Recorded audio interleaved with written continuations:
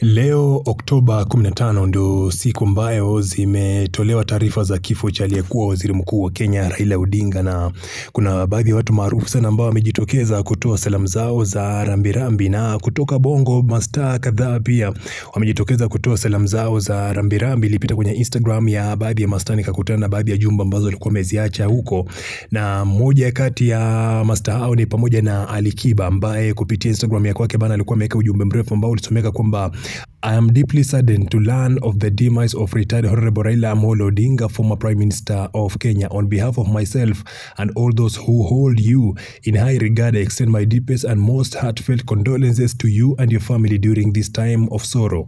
We are profoundly saddened to learn of your loss, and we stand with you in grief. May you find strength in the love of those around you and comfort in the legacy and memories of your loved ones.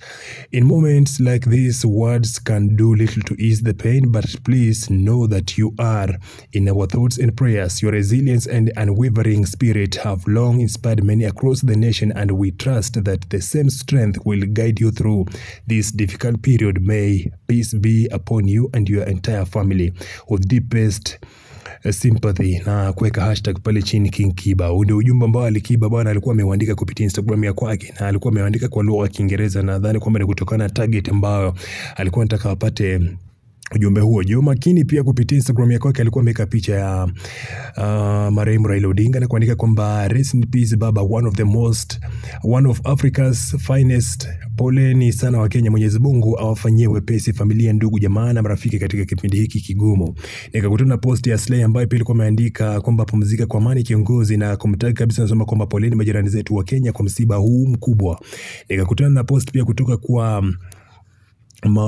Juma Jux ambaye pia na mwenyewe pia alikuwa ameandika ujumbe wake, na yeye mwenyewe ulikuwa ni ujumbe mrefu sana. Nadhani kwamba Jux ni miongoni mwa wasanii ambao alicheka kupata fursa ya kukutana na Raila Odinga juzi kati kabisa katika harusi fulani maarufu sana huku Kenya.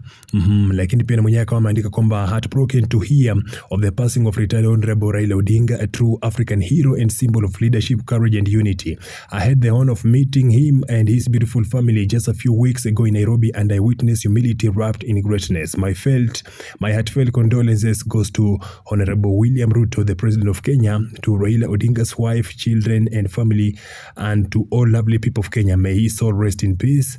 Africa has indeed lost one of its finest. Lakini pia alikuwa ameambatanisha na video ambayo alipata fursa kuweza kukutana na Raila Odinga katika harusi kama alivyokuwa ameandika pale chini. Lakini pia Ommy Dimpoz akawa ameandika kwamba poleni sana ndugu zetu wa Kenya, RIP baba. Lakini pia akawa ameweka na picha ambayo aipiganga na Raila kipindi cha uhai wake. Lakini pia niliona post ya Magwasama ambayo alikuwa ameandika kwamba gone too soon.